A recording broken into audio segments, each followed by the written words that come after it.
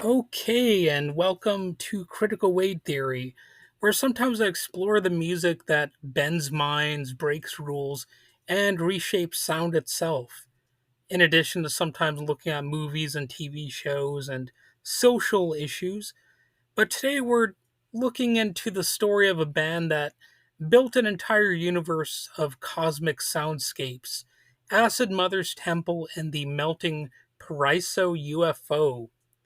At least I believe it's something like that. They have variations on their band name all the time. So, you know, just what you need to expect from this band is some psychedelic stuff, guitar riffs that kind of drone on and kind of encourage you to sort of melt into the music.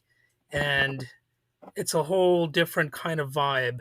Acid Mother's Temple, often shortened to AMT, was formed in 1995 by guitarist and producer Kawabata Makoto.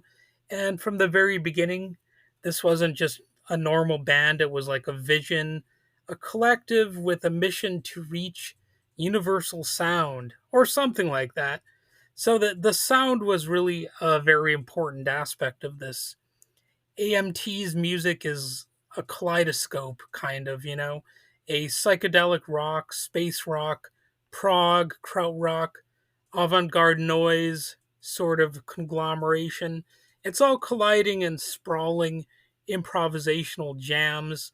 So think Pink Floyd at their trippiest, Hawkwind on overdrive, Gong with an extra dose of chaos, add in some traditional Japanese influences, and you've got something both cosmic and deeply rooted. Their songs often stretch far beyond traditional rock structures. I listened to one of their tracks earlier today that was 32 minutes in length.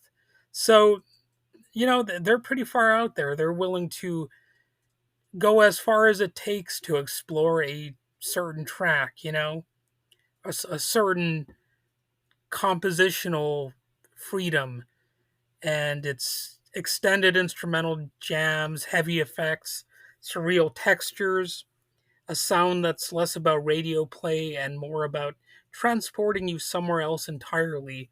It's no wonder they're sometimes called the Japanese Pink Floyd, and that's, the earlier Pink Floyd more than the later Pink Floyd, I would say.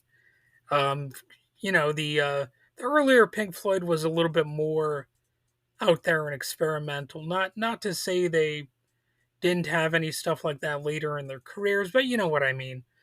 Anyway, it is like a collective. It's a lineup of a lot of different people.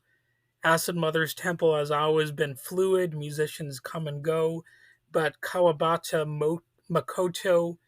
Let me try that again. Kawabata Makoto is the guiding star. Over the years, collaborators like Higashi Hiroshi, Kan Casino, and Tsuyama Atsushi have been recurring figures. The melting Paraiso UFO part of their name refers to the main band project, but really it's just one planet in search of a larger solar system. The wider Acid Mother's Temple Collective, you've got dozens of side projects, spin offs, and collaborations that orbit around the core of the band, and they're all connected by that same pursuit of sonic transcendence. So, what about the albums? Well, it's kind of hard to recommend albums with a band like this.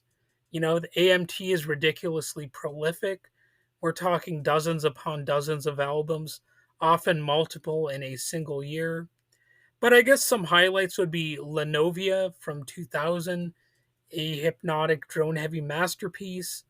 There's an album called In C from 2001, which is a wild psychedelic take on Terry Riley's minimalist classic. So you might want to check that out if you're familiar with Terry Riley. I mean, the chances are that somebody out there probably has heard of Terry Riley other than me. I don't know. Obviously, people in Acid Mother's Temple have heard of him, but I don't know if Terry Riley is exactly a household name. I have only heard in C myself from Terry Riley, as far as I can recall. And you've just got a bunch of stuff that's like sprawling, mystical, and as weird as you can expect such music to be. And their releases are instantly recognizable, at least a lot of the time. Surreal names, trippy artwork, and tracks that often run well past the half-hour mark. And the live experience, even though I can't speak from personal experience because I'm boring. I rarely ever see any live shows. But if you really want to understand Acid Mother's Temple, I've been it's been suggested that you've got to see them live. I can't say somebody told me that directly because I don't know anybody who's seen them live, but I've heard that said. Like I've seen it in articles or whatever. And their performances are loud, immersive, hypnotic, unpredictable. All the stuff that makes a group legendary. Songs unravel into hour-long improvisations. The stage feels less like a concert and more like a portal into another dimension. And fans across the world have followed them from clubs to festivals, drawn in by the sheer electricity of their stage presence. So, yeah, you know, spiritual enlightenment, UFOs, surreal visions, the stuff like that, or universal sound, transcendental stuff, uh, going beyond ego, going beyond genre. And so I've got a few fun facts here. Acid Mother's Temple has become sort of a cornerstone of Japan's underground and psych rock scene, influencing musicians worldwide and building a devoted global cult following. And with a band like this, there's a danger that they might seem like they are a real cult. That's one of the, I guess, novelties of this sort of experience. And Kawabata has said the band was born from a vision, literally a dream of creating the ultimate psychedelic collective. And, there's no clear destination. The songs, they seem like they could hypothetically stretch out forever. Whereas if you listen to a lot of music, for whatever reason, it seems to have a beginning, a middle, and an end. But with bands like this, it seems like really the sky's the limit. And I suppose that's really the point here. And despite the massive catalog, they've kept a DIY ethos, recording, producing, and putting it all together themselves. So if you're into music that doesn't just entertain but transform, if you're ready to step through a sonic wormhole, Acid Mother's Temple and the melting Paraiso U.F.O might be essential listening for you. If you want that sort of experience, go right on ahead.